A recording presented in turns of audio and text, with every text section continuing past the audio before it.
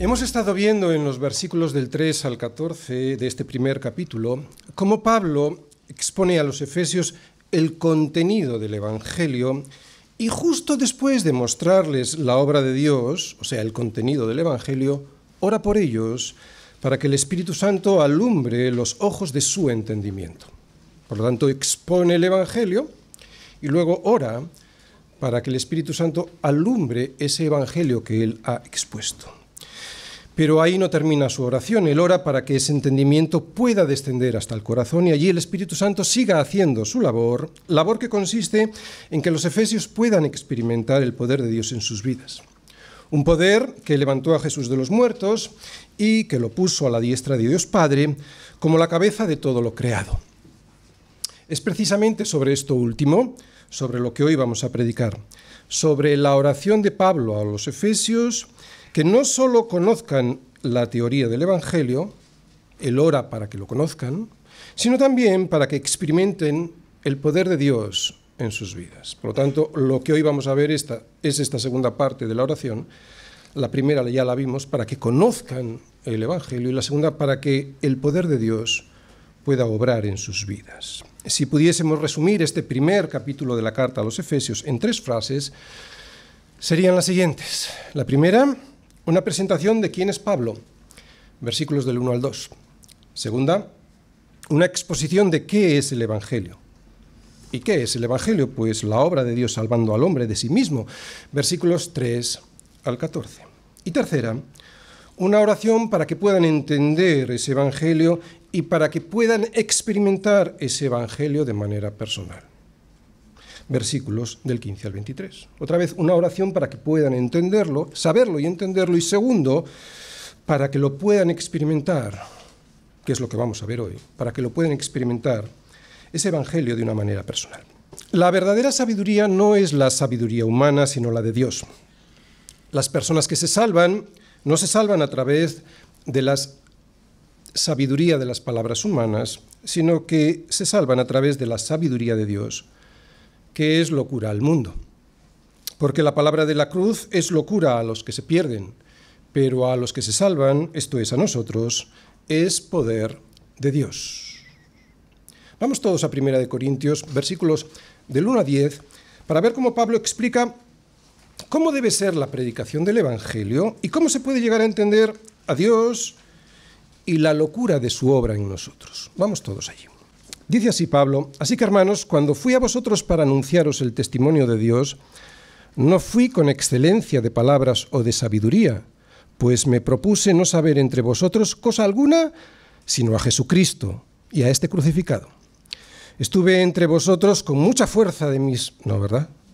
Con vosotros estuve con debilidad, no con fuerza, sino con debilidad, y mucho temor y temblor en la carne. Y ni mi palabra ni mi predicación fue con palabras persuasivas de humana sabiduría, sino con demostración del Espíritu y de poder, para que vuestra fe no esté fundada en la sabiduría de los hombres, sino en el poder de Dios. Sin embargo, hablamos sabiduría entre los que han alcanzado madurez, y sabiduría no de este siglo ni de los príncipes de este siglo que perecen, mas hablamos sabiduría de Dios en misterio, la sabiduría oculta, la cual Dios predestinó antes de los siglos para nuestra gloria, la que ninguno de los príncipes de este siglo conoció, porque si lo hubieran conocido, nunca habrían crucificado al Señor de gloria.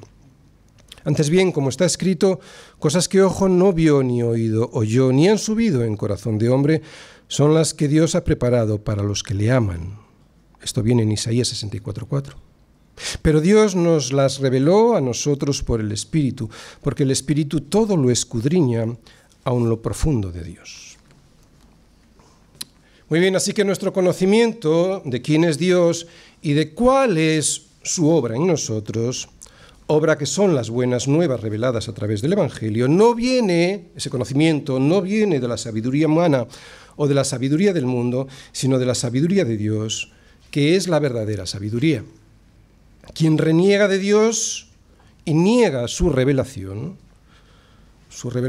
cuya manifestación primaria es la creación, eso que vemos, la creación del mundo, y que es evidente con simplemente abrir los ojos. Otra vez, quien reniega de Dios y niega la revelación de Dios, no es porque vea las cosas de manera más clara que nosotros, sino todo lo contrario. El hombre no deja de creer en Dios porque sea inteligente o porque su conocimiento científico sea tan grande que le resulte imposible creer en Él, sino por todo lo contrario. Dice el necio en su corazón, no hay Dios. Es el necio quien lo dice, jamás una persona sabia. El rechazo a Dios no es un signo de inteligencia, sino de estupidez y, por supuesto, de soberbia. Como hemos dicho en 1 Corintios 1:18, la palabra de la cruz es locura a los que se pierden, pero a los que se salvan, esto es, a nosotros, es poder de Dios. De ese poder vamos a hablar hoy. Por eso el Evangelio de Jesucristo a los ojos del mundo se ve como una locura mayúscula, nunca como la sabiduría de Dios. Por eso el Evangelio que nosotros conocemos a través de la revelación de las Escrituras, a los ojos del mundo, se ve como debilidad, nunca, jamás como poder.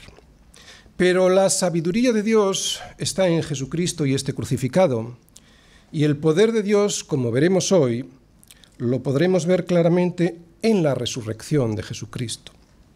Es por este motivo que nosotros aquí anunciamos el testimonio de Dios, no con excelencia de palabras o de sabiduría, sino que nos proponemos no saber entre vosotros cosa alguna, sino a Jesucristo y a este crucificado por nuestros pecados y resucitado por el poder de Dios Padre que le llevó hasta su diestra en los lugares celestiales. A este mundo idólatra y materialista que cree que lo sabe todo y que sin embargo no para de equivocarse, a este mundo orgulloso y pagado de sí mismo y que vive en una permanente inmoralidad de todo tipo, nos hemos propuesto, al igual que Pablo, no mostrarles otra cosa que Cristo y su cruz, que Cristo y su resurrección, que Cristo y su cruz para que puedan llegar a entender la sabiduría de Dios a través de la predicación de la locura del Evangelio, y Cristo y su resurrección para que lleguen a comprender cómo de grande es su poder, tan grande que levantó a Jesucristo de los muertos. Y al igual que Pablo, al que nunca le vemos emprender misiones para promover las buenas costumbres y la moralidad cristiana en las ciudades a donde llegaba o a las iglesias a las que escribía, aquí siempre predicaremos el Evangelio de Jesucristo, que es el único que tiene poder para cambiar la vida de las personas. Porque aunque está muy bien mejorar las costumbres y la moralidad de las personas, eso no transforma al hombre. Al hombre lo transforma Dios por medio de su sabiduría y de su poder, y es esta sabiduría y poder la que se manifiesta a través de la predicación del Evangelio y del poder del Espíritu Santo actuando cuando se predica el Evangelio. Y Dios quiere que sus hijos hoy conozcan su poder. Es sobre lo que hoy vamos a predicar. ¿Cuál es y cómo se manifiesta ese poder que todos necesitamos? Vamos a los versículos del 15 al 23. Por esta causa también yo, habiendo oído de vuestra fe en el Señor Jesús y de vuestro amor para con todos los santos, no ceso de dar gracias por vosotros, haciendo memoria de vosotros en mis oraciones, para que el Dios de nuestro Señor Jesucristo, el Padre de gloria, os dé espíritu de sabiduría y de revelación en el conocimiento de Él. ¿Cómo? Alumbrando los ojos de vuestro entendimiento, para que sepáis cuál es la esperanza a que Él os ha llamado y cuáles las riquezas de la gloria de su herencia en los santos. Y cuál la supereminente grandeza de su poder para con nosotros los que creemos, según la operación del poder de su fuerza, la cual operó en Cristo, resucitándole de los muertos y sentándole a su diestra en los lugares celestiales, sobre todo principado y autoridad y poder y señorío y sobre todo nombre que se nombra, no solo en este siglo, sino también en el venidero. Y sometió todas las cosas bajo sus pies y lo dio por cabeza, sobre todas las cosas, a la Iglesia, la cual es su cuerpo.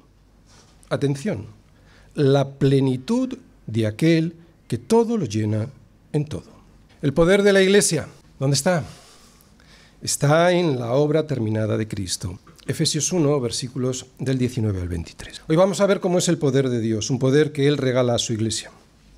Pero su Iglesia solo podrá disfrutar plenamente de este poder si conocemos a Dios como Dios quiere ser conocido. Por eso Pablo quiere mostrarnos cómo es el poder de Dios y dónde reside. Esto es muy importante, quiero que escuches, porque este es nuestro gran problema, el problema de la Iglesia. No solo hoy, de todos los siglos. La debilidad de la Iglesia siempre ha venido por intentar imitar la sabiduría del mundo, renegando o literalmente despreciando la de Dios. No solo hoy, también en el siglo I.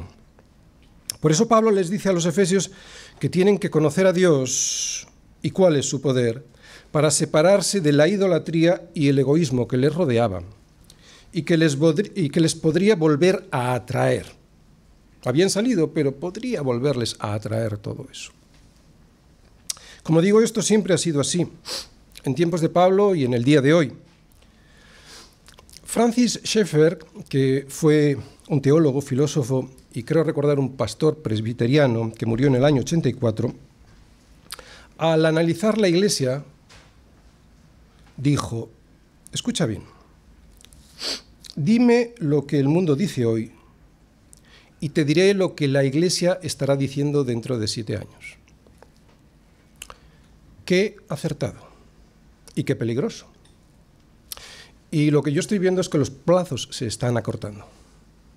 Yo diría hoy, dime lo que el mundo dice hoy, y te diré lo que la Iglesia estará diciendo dentro de 4 o 5 años. Esto es gravísimo y nos muestra que la Iglesia siempre está bajo el ataque del maligno para quitarle su poder, el poder que le ha otorgado Jesucristo. Por eso debiera estar siempre esta Iglesia, la Iglesia universal, atenta para no dejarse quitar este poder, para no dejarse engañar por los fuegos de artificio del mundo. Fuegos que al principio parece que alumbran algo y son muy divertidos, pero que solo entretienen y su luz no dura mucho tiempo, ni vale esa luz para ver el camino. Me gusta Francis Schaeffer porque era muy honesto. Schaeffer, al que yo leí bastante en los años 80, decía que la obra terminada de Cristo lo cambia todo. Él pasó por una crisis de fe y, hurgando e investigando las Escrituras, se dio cuenta y sintetizó su experiencia en esta frase: la obra terminada de Cristo lo cambia todo. Y yo estoy completamente de acuerdo con él y estoy seguro que Pablo también lo estaría, porque precisamente es esto lo que Pablo quiere mostrarnos en esta oración. Conocer la obra terminada de Cristo es lo que nos consuela en medio de nuestras crisis y nos lleva a gozarnos en Dios, decía Schaeffer. Escucha bien, mi hermano, Dios lo debe abarcar todo. Todo. No debe ser solo una respuesta a una pregunta intelectual. El cristianismo no solo es teoría, sino que Dios, a través de su Espíritu Santo, debe impactar en nuestra vida personal. Pero para eso hay que conocer a Dios y conocer el poder que Dios muestra al resucitar a Jesucristo de los muertos. Conocerlo y aceptarlo, porque hay mucha gente que lo conoce y no lo acepta, o sea, que descienda este entendimiento al corazón. Aceptarlos, ¿no? El conocimiento de quién es Dios y el entendimiento de cuál es su poder. Por eso Pablo ora como ora, porque si no conoces la obra de Dios en Cristo terminada y no aceptas el poder que le resucitó de entre los muertos, no verás una transformación profunda. Yo sé que es un misterio, pero Dios quiere que funcione así. Que lo sepas y que lo sepas en profundidad. Por eso Pablo ora como ora, para que lo entiendas y lo entiendas en profundidad. Fuera del poder de la obra terminada de Cristo, muerto, resucitado y glorificado, no tenemos fuerza en nosotros mismos. Otra vez, fuera de este poder, del poder de Cristo, muerto, resucitado y glorificado, no tenemos fuerza en nosotros mismos, y cuanto más alejados vivimos del conocimiento profundo que entiende, acepta y disfruta de semejante obra de Dios salvándonos, menos poder se manifiesta en la vida del creyente. Otra vez, cuanto más lejos vivimos del conocimiento profundo que entiende, acepta y disfruta de semejante obra de Dios salvándonos, menos poder se manifiesta en la vida del creyente. Dios quiere que le conozcamos a Él y a su poder. Hoy voy a comenzar haciendo un pequeño resumen de lo que vimos el domingo pasado en esta oración de Pablo. El esquema que ya vimos y que sintetiza la oración de Pablo pidiendo por más conocimiento, un conocimiento más profundo de Dios, es el siguiente. Primera parte de esta oración, gratitud a Dios por los Efesios, versículo 16. Segunda parte de esta oración, una petición para que les dé conocimiento, versículos del 17 al 23. Y esta segunda parte incluye, esta petición incluye, primero, conocimiento de Dios, versículos del 17 al 18, primera parte. Conocimiento sobre la esperanza a la que fuimos llamados, versículo 18, segunda parte. Tercer puntito, conocimiento sobre nuestra herencia, versículo 18, tercera parte. Cuarto punto, conocimiento sobre el poder de Dios, versículo 19. Y quinto punto de esta segunda parte, de esta oración, de esta petición por conocimiento, una explicación de cómo es ese poder de Dios, versículos del 20 al 23. Primera parte, gratitud a Dios, versículo 16. Dice Pablo, no ceso de dar gracias por vosotros, haciendo memoria de vosotros en mis oraciones. Dar gracias a Dios y además dar gracias a Dios por todo, es un síntoma de estar lleno del Espíritu Santo. ¿Sabías? La gratitud diaria es uno de los resultados de estar viviendo en Cristo, no junto a Cristo, escondido en Cristo. Pero sin el Espíritu Santo entristecido o contristado, porque puedes estar en Cristo, pero tener el Espíritu Santo contristado. Pablo da gracias a Dios por los efesios, no a los efesios, da gracias a Dios, y sin embargo, se lo dice a ellos. ¿Por qué se lo dice? Pues porque, como vimos el domingo pasado, es bueno que mis hermanos sepan que me alegro de que siguen firmes en el Señor. Es muy bueno que mis hermanos sepan que yo me alegro de que ellos siguen firmes en el Señor. Segunda parte de la oración, petición por conocimiento. Primer punto de esta oración. Para que el Dios de nuestro Señor Jesucristo, el Padre de Gloria, os dé espíritu de sabiduría y de revelación en el conocimiento de Él, ¿cómo? Alumbrando los ojos de vuestro entendimiento. Poca gente conoce de verdad a Dios. Por eso se cometen tantas faltas y tantos errores en la vida de las congregaciones.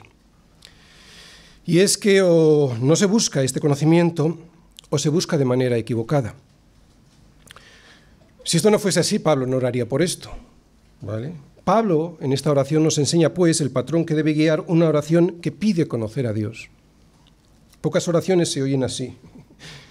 Yo no sé cuántos, después de haber predicado sobre esto el domingo pasado, hemos orado sobre este tema, pedir más conocimiento, ¿verdad? Digo que pocas oraciones se oyen así, oraciones en las que se pide por el conocimiento de la gloria de Cristo para poder alabar esa gloria como debe ser alabada, porque sin conocimiento, sin entendimiento de quién es Cristo y su gloria, jamás podremos alabar esa gloria como debe ser alabada. Por eso Pablo quiere que lo conozcas. Sin embargo, y según Pablo, este tipo de oración debiera ser la que debiera estar presente en nuestra vida de oración y también en la vida de oración de la Iglesia. Es muy raro este tipo de oraciones en la Iglesia porque buscamos más nuestros intereses personales que desear el conocimiento de Dios. Preferimos pedirle a Dios cualquier beneficio material que pedirle que alumbre los ojos de nuestro entendimiento porque anhelamos conocer en profundidad la plenitud del Evangelio. Pablo ora por una revelación del conocimiento de Dios para los efesios y dice que esa revelación son fuegos artificiales, ¿verdad que no? Dice que son luz. Es que a veces se confunde. Luz. Una luz que alumbra, no que entretiene. Una luz que alumbra nuestros ojos. Una luz que alumbra los ojos de nuestro entendimiento. Esa es la verdadera revelación, una revelación profunda de quién es Él, de lo que tenemos en Cristo y de lo que Él quiere para nosotros. Esta es la revelación importante de Dios para nosotros, porque su revelación no quiere impresionarnos, lo que quiere es transformarnos, aunque eso nos impresione. Es una revelación práctica, no solo teórica, una revelación que nos mueve a actuar Es una revelación para conocer y entender las cosas de Dios y para tener la misma mente de Cristo. Y sobre todo es una luz que nos muestra el profundo abismo, la obscuridad profunda que hay en nuestro corazón para llegar a obedecer a Dios, no para extasiarse con señales y prodigios. Es una revelación, pues, que nos permite conocer a Dios y las cosas que Dios nos quiere dar. Por eso el Espíritu Santo quiere alumbrar los ojos de nuestro entendimiento, para que sepamos que tenemos una esperanza y una herencia y tenemos que conocerlas. Segundo punto, conocimiento sobre la esperanza a la que fuimos llamados. Versículo 18, segunda parte, para que sepáis cuál es la esperanza a que Él os ha llamado. El cristiano sabe que tiene una esperanza que el mundo no tiene. ¿Nuestra esperanza cuál es? La vida eterna. Y sin embargo nadie entra por la puerta de esta esperanza porque Él se ofrezca a entrar, porque nadie quiere entrar a esta esperanza. Para poder entrar, como ya vimos el domingo pasado, hay que ser invitado a pasar, más aún, forzados a entrar. Fuimos forzados a entrar. Por eso es una esperanza cierta, porque fuimos llamados por Dios eficazmente, irresistiblemente a disfrutar de su banquete y de su descanso. Pero no siempre tenemos presente esta esperanza. La tenemos, pero no siempre la tenemos presente. Por eso Pablo nos enseña que debiéramos orar habitualmente por nosotros y por nuestros hermanos para vivir con esta certeza, la certeza de la salvación siempre presente. Porque vivir con esta certeza cierta, valga la redundancia, vivir con esta certeza cierta, siempre presente, imprime valentía ante la vida y ante la muerte. Y también nos da consuelo ante las dificultades. Por eso ora Pablo por esto, para que tengamos esa esperanza de la vida eterna siempre presente en nuestras vidas, en cualquier momento, mientras vas caminando por la calle, en cuanto te levantas, en el momento que te acuestas. Y para conocer bien, lo mejor posible, esta esperanza, lo mejor es saber cuáles son las riquezas que en ella están disponibles. Versículo 18, tercera parte. Conocimiento sobre nuestra herencia. Versículo 18, tercera parte. ¿Y cuáles las riquezas de la gloria de su herencia en los santos? Vemos pues a Pablo pedir por los efesios a Dios para que conozcan las riquezas que tenemos en esa herencia. Y es que no es lo mismo saber que tienes una herencia así sin más, que conocer en profundidad las riquezas de esa herencia. Si los efesios supieran que tenían una herencia llena de riquezas, eso les animaría mucho en un mundo que seguramente les hacía pasar por necesidad. Como vimos el domingo pasado, ellos, los efesios, habían pasado de ser ciudadanos reconocidos por sus vecinos a padecer persecución. Y de ganar dinero como videntes, como propietarios de negocios de magia o como comerciantes que vendían libros de ocultismo a pasar dificultades.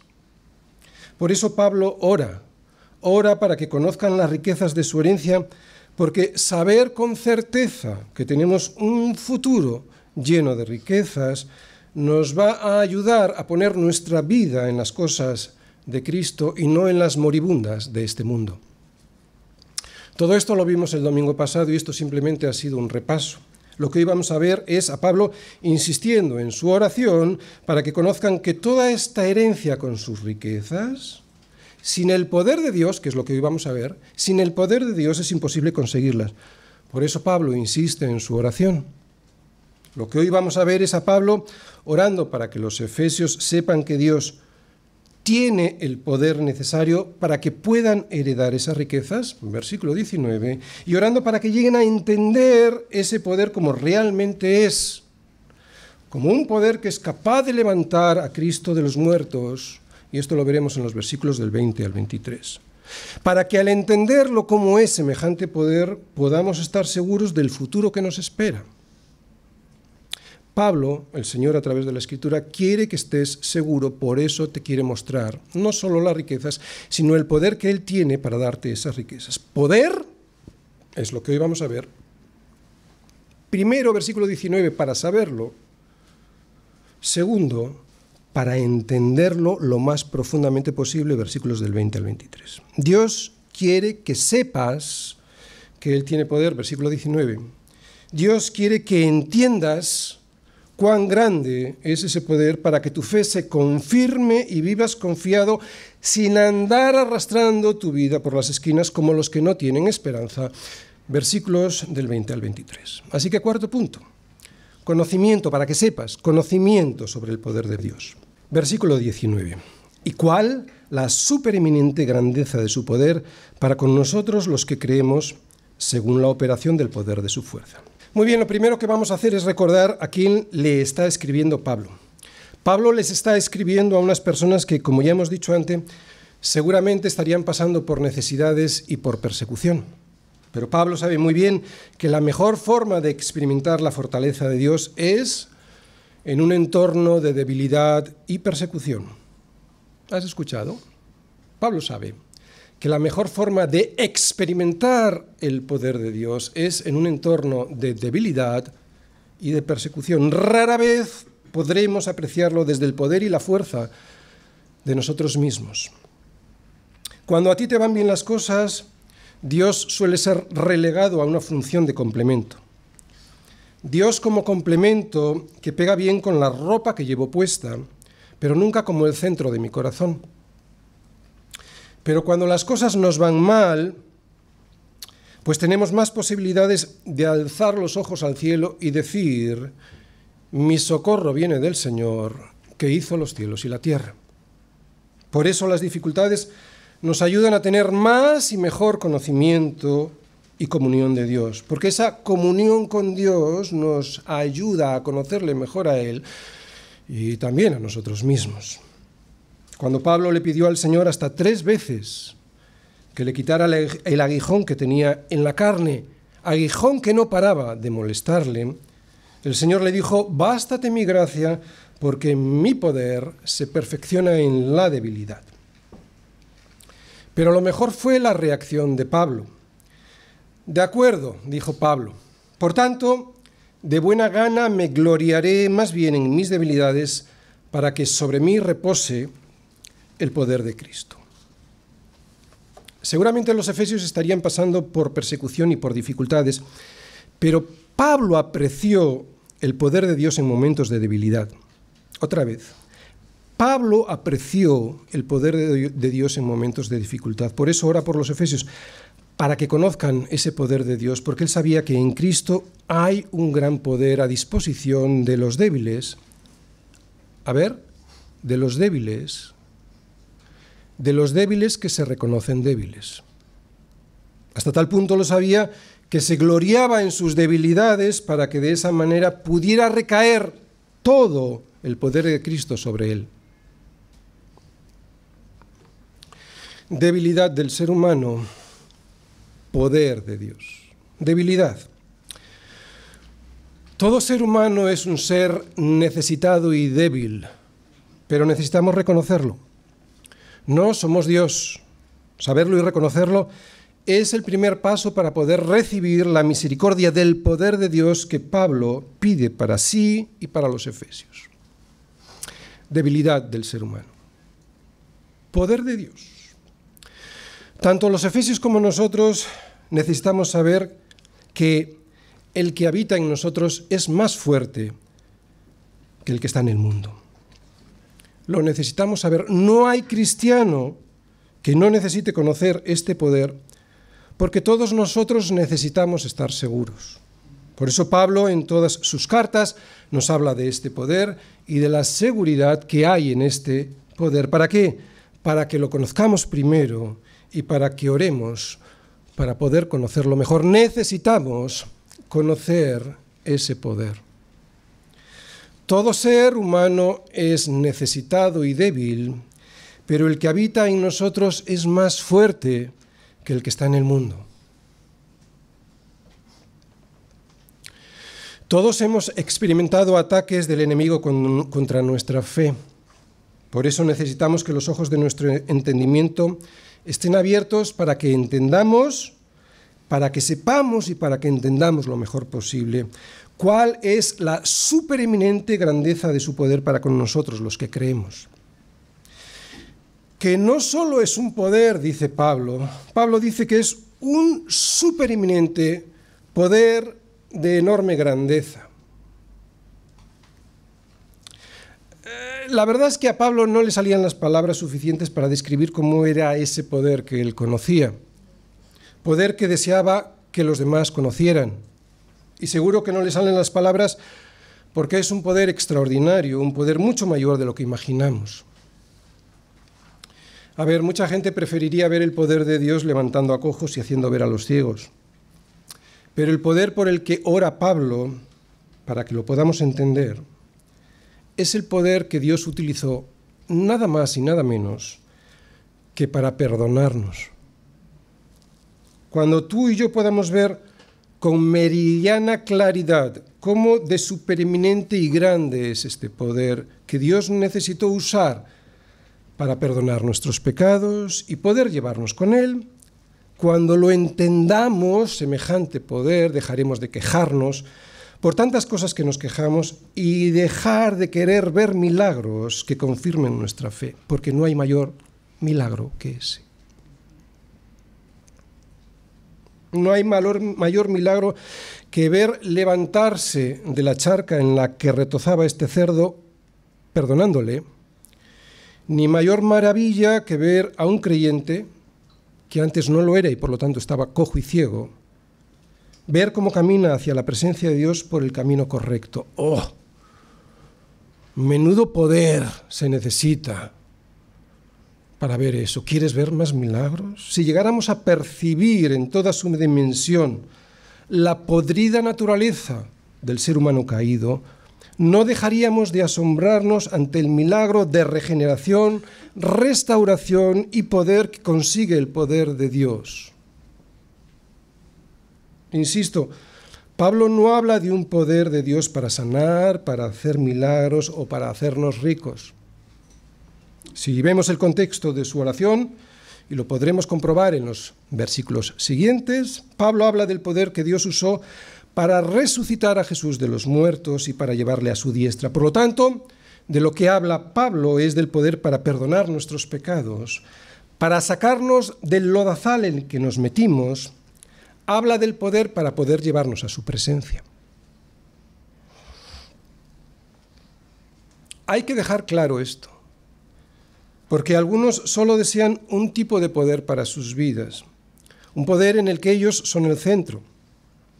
Hay gente que ora no por un poder que le dé la gloria a Dios, oran por un poder que les dé la gloria a ellos. Solo desean un poder en el que ellos sean el centro, un poder en el que ellos son los que hacen los milagros y Dios simplemente el instrumento para conseguirlos. Pero Dios no es el sirviente de nadie y mucho menos se presta a sustentar las payasadas de algunos.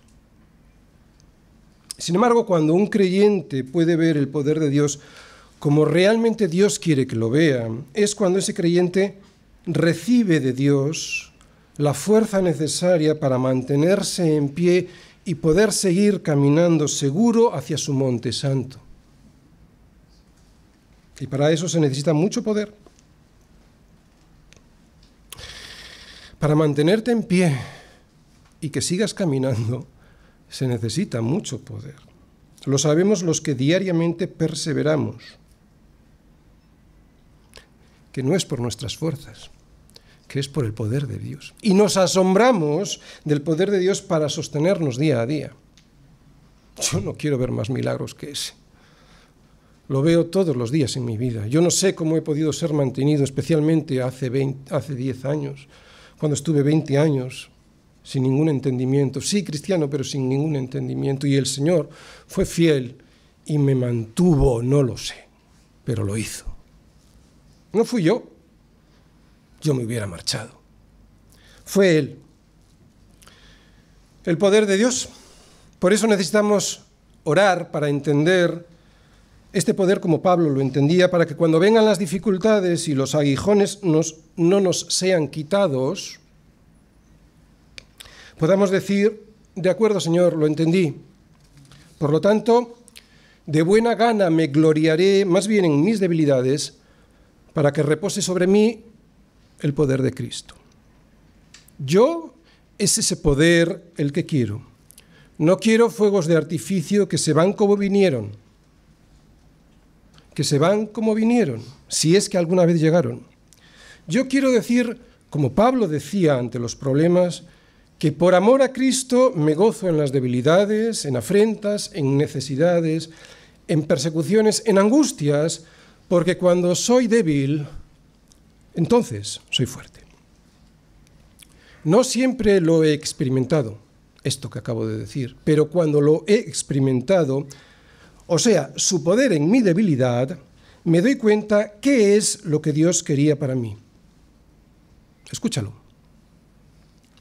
Una seguridad en la vida que no depende de mí ni de mi fuerza, sino de Dios y de su poder, para darle la gloria, ahora de verdad, toda la gloria solo a Él.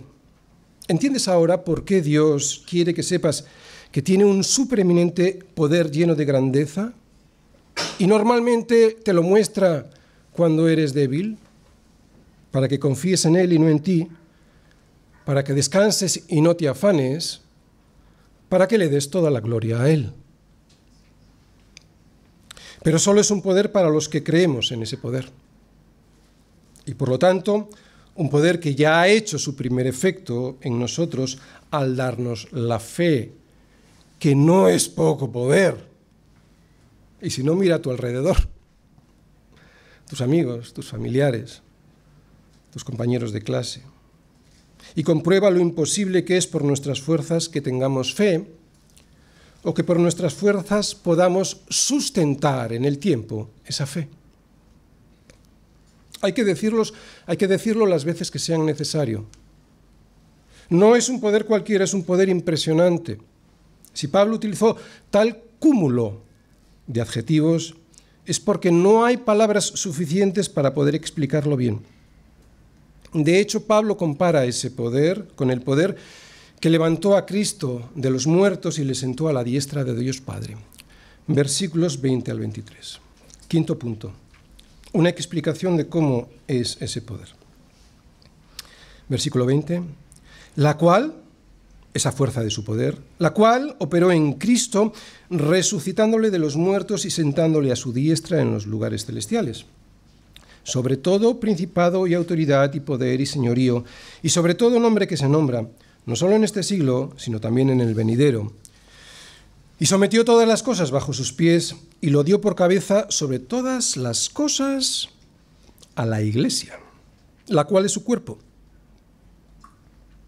Escucha bien, la plenitud de aquel que todo lo llena en todo. Esta última frase la analizaremos al final. En el versículo 19 veíamos que hay un poder que Dios da a los suyos y que tienes que saber. Y en estos versículos Pablo explica cómo de grande y de inmenso es ese poder. El poder que Pablo nos explica lo ejemplifica en tres maneras. Es un poder que levantó a Cristo de los muertos, es un poder que exaltó a Cristo, es un poder que le da la victoria a Cristo, sobre todas las cosas. Resurrección, exaltación y victoria. Es lo que vemos en estos versículos. Es este poder, es del que Pablo nos quiere hacer conscientes. Pastor, pero yo eso ya lo sé. Lo he oído tantas veces. No es ninguna novedad. No es ninguna novedad la resurrección de Cristo para mi vida, la exaltación y la victoria total sobre todos sus enemigos. Recordarlo no me ayuda mucho. Yo ya lo sé. No lo sabes. Por lo menos no lo sabes como debieras saberlo, porque si lo supieras como Dios quiere que lo sepas, no me dirías lo que dices. Mi querido hermano que vives en Éfeso, si lo supieras como debes saberlo, Pablo no oraría para que lo supieras. Así que vamos a analizarlo, pero luego has de orar para entenderlo y hacer descender ese entendimiento hasta tu corazón. ¿Recordáis lo que vemos aquí? Vemos tres cosas. Vemos la resurrección, vemos también una exaltación y la victoria. Resurrección. La resurrección de Cristo no fue una resucitación de su cuerpo. Eso no valdría de mucho. Por ejemplo, la intención de Jesús al resucitar a Lázaro no era darle la vida eterna, por eso Lázaro volvió a morirse después. La resurrección es otra cosa, a lo que hemos sido llamados nosotros también eso es otra cosa. No es una simple resucitación, es una obra de Dios que no solo le devuelve la vida a un cuerpo, sino que lo transforma por completo.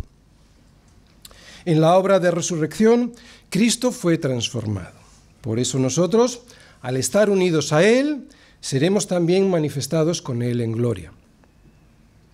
Pues es de este poder del que habla Pablo. Y aunque este poder todavía no se ha manifestado en su totalidad en nosotros, seguimos viviendo en este cuerpo de muerte, sí que podemos disponer de él, de este poder. Podemos disponer de un poder que transforma desde dentro al ser humano, no desde fuera. Por eso es a Cristo a quien predicamos, y no predicamos un evangelio de buenas costumbres y de moralidad cristiana. Los frutos buenos, los que Dios acepta, son los que surgen como consecuencia de su transformación en nosotros. Nunca es al revés. No es la manzana la que hace al árbol, es el manzano el que puede dar las manzanas. Y las puede dar porque es un manzano, porque si fuera un espino, daría otra cosa o no daría nada. Dios transforma a los espinos en manzanos para que puedan dar un fruto agradable a Él. Dios transforma a los cerdos en ovejas para que dejen de revolcarse en el fango, algo que en su naturaleza les parece lo más normal del mundo.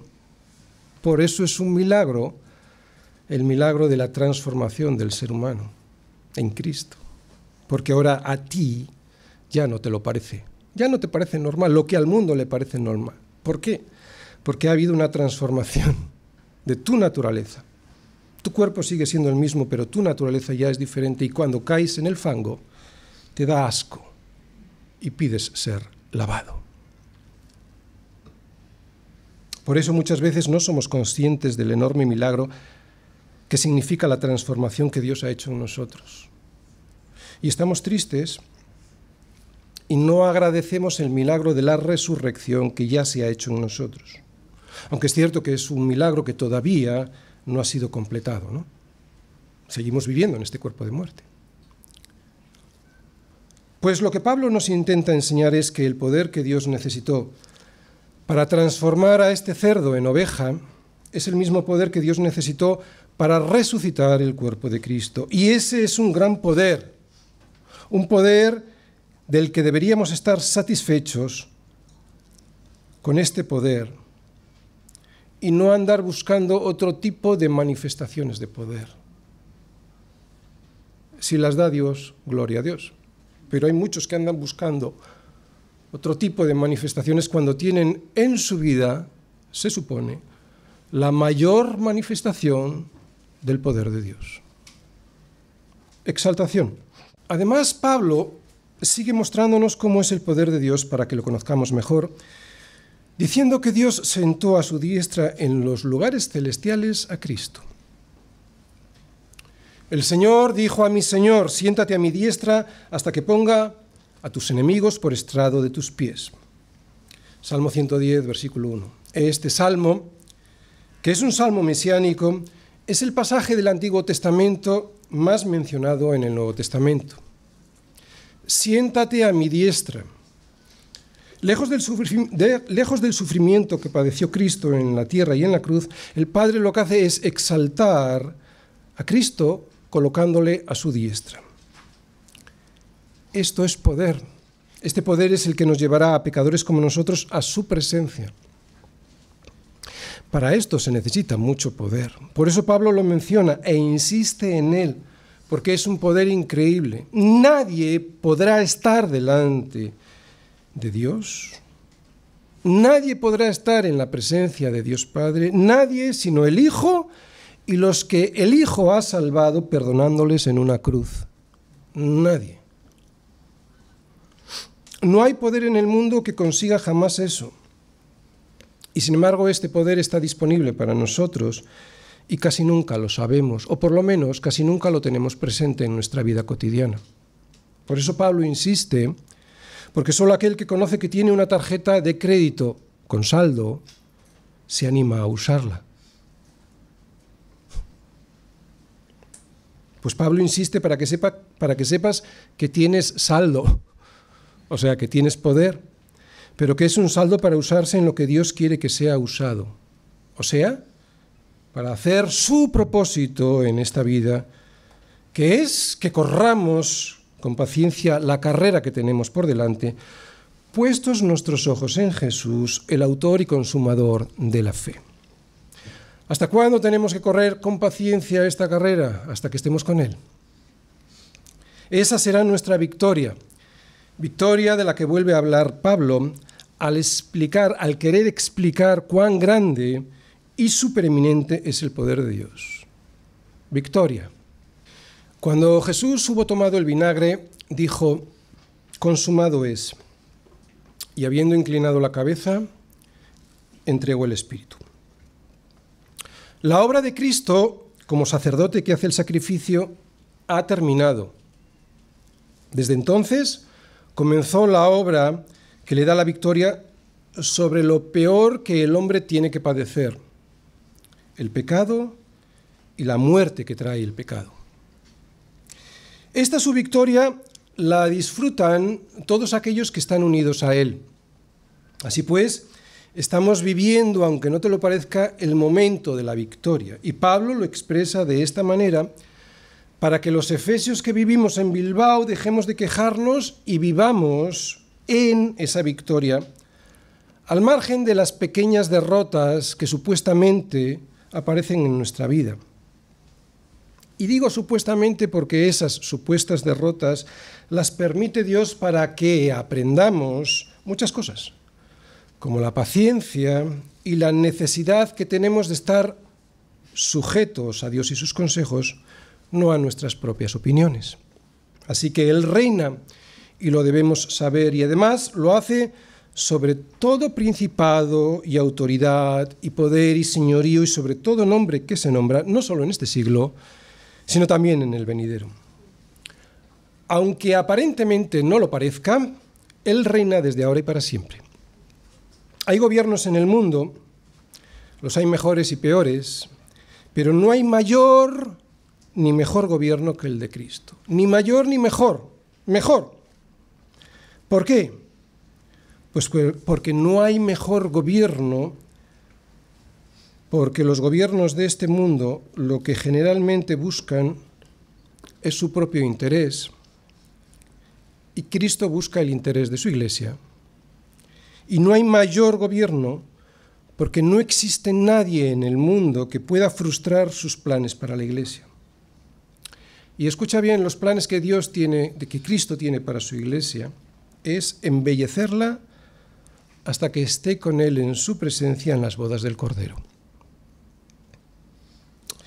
Que Cristo busque embellecerte, perdonándote las manchas que te hacían indigno, que Cristo te quiera vestir con vestiduras blancas, con lino fino y resplandeciente, oye, es como para estar contento. Que Cristo se haya comprometido con la más fea del pueblo para hacerla la más hermosa,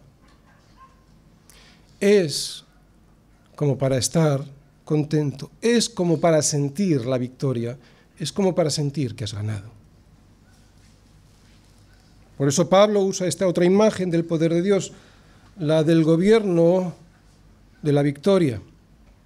Victoria que le dio a su Iglesia, como dice en el versículo 22, cuando sometió todas las cosas bajo sus pies, Dios Padre, y lo dio por cabeza a Cristo, sobre todas las cosas, a la Iglesia.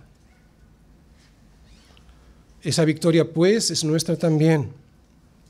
Por lo tanto, nada impedirá que lleguemos a su presencia.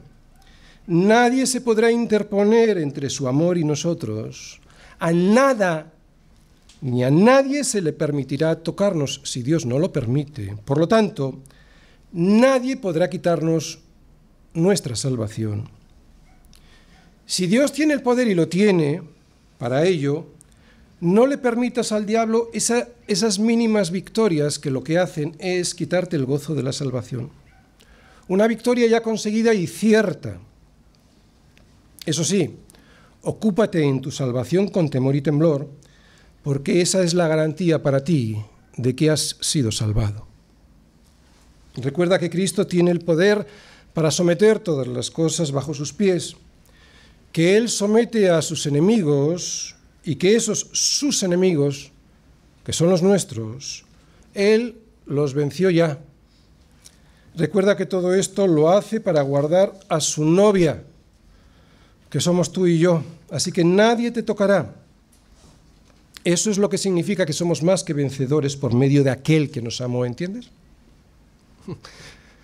No toca a nadie a su novia, nadie. Por eso, ¿quién nos separará del amor de Cristo?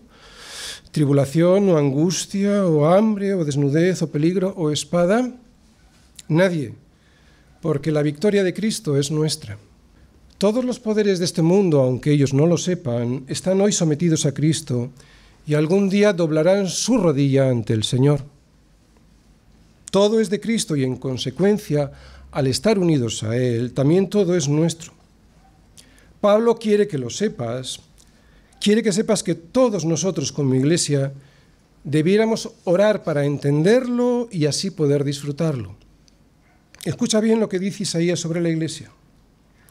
Ninguna arma forjada contra ti prosperará, y condenarás toda lengua que se levante contra ti en juicio. Esta es la herencia de los siervos del Señor, y su salvación de mí vendrá, dijo el Señor. O sea, que nadie podrá tocar tu alma para robar tu herencia, ni nadie podrá en el día del juicio ni siquiera levantarse para acusarte de nada, porque todo ya fue olvidado y pagado. La salvación de mí vendrá, dijo el Señor. ¿Cómo no va a cuidarnos? El Señor es fiel y además, ¿cómo no va a cuidarnos si somos su cuerpo? Es lo que dice Pablo más adelante en esta misma carta a los Efesios, en el capítulo 5. Porque nadie aborreció jamás a su propia carne, sino que la sustenta y la cuida, como también Cristo a la iglesia, porque somos miembros de su cuerpo, de su carne y de sus huesos. Y una última cosa. La iglesia de Cristo es su cuerpo. Es la plenitud de aquel que todo lo llena en todo. Es lo último que hemos visto en el versículo 23. Otra vez. La iglesia es la plenitud de aquel, de Cristo, que todo lo llena en todo. Es una frase extraña, pero parece querer decir que el esposo no está completo sin su esposa, que el pastor no es pastor sin sus ovejas, que la vid no es una vid plena sin los pámpanos, que a una cabeza le falta algo si no tiene el cuerpo.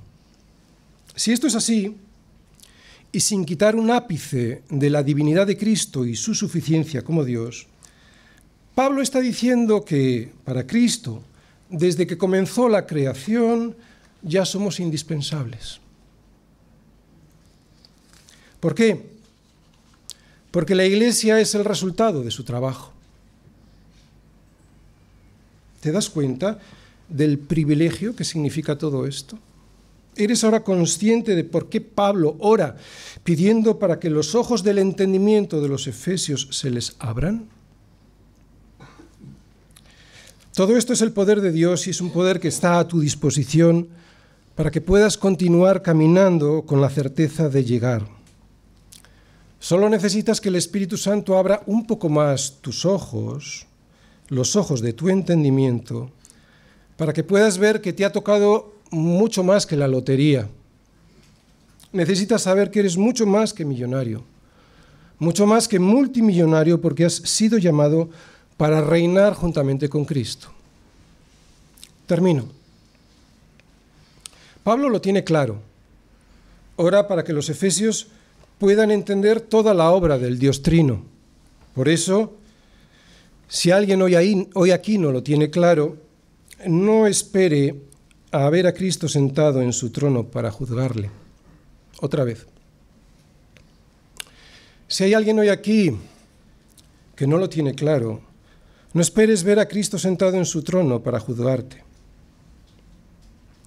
Mira tu corazón ahora y pídele al Espíritu Santo que te muestre lo que hay en él para que puedas rendir ahora, para vida eterna, lo que sin duda tendrás que rendir después, para muerte eterna en el infierno.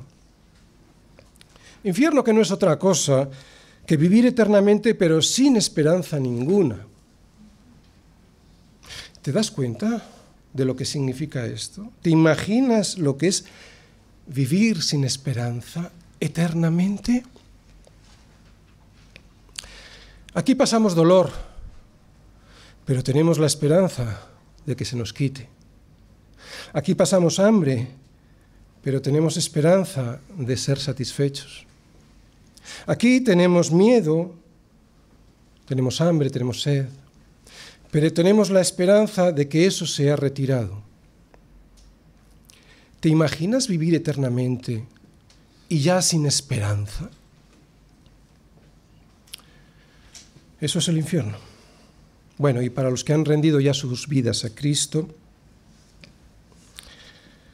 ¿por qué temer? ¿Por qué estar tristes? ¿Por qué vivir como viven los incrédulos cuando tienes una herencia con semejantes riquezas y poder de Dios para heredarlas? El poder de la Iglesia está en la obra terminada de Cristo. Debemos conocerla y pedir al Espíritu Santo que nos abra los ojos para verla cada día más claramente. Cuanto más entiendas la obra de Dios a través de su palabra y del Espíritu Santo, cuanto mejor entiendas lo que Dios ha hecho por ti, mejor llevarás el caminar cristiano y más coraje y más valor tendrás y más alegría disfrutarás. Si el Espíritu Santo ilumina tu mente para entender mejor la obra que Dios hizo por ti, y tu corazón ilumina tu mente, y tu corazón acepta esa obra de Dios sin reservas, aunque lo que te rodea no sea de tu agrado, entonces tienes prácticamente el camino recorrido para llegar a su presencia. Este es el poder de la Iglesia, la obra terminada de Cristo. Necesitamos orar para entenderla y aceptarla.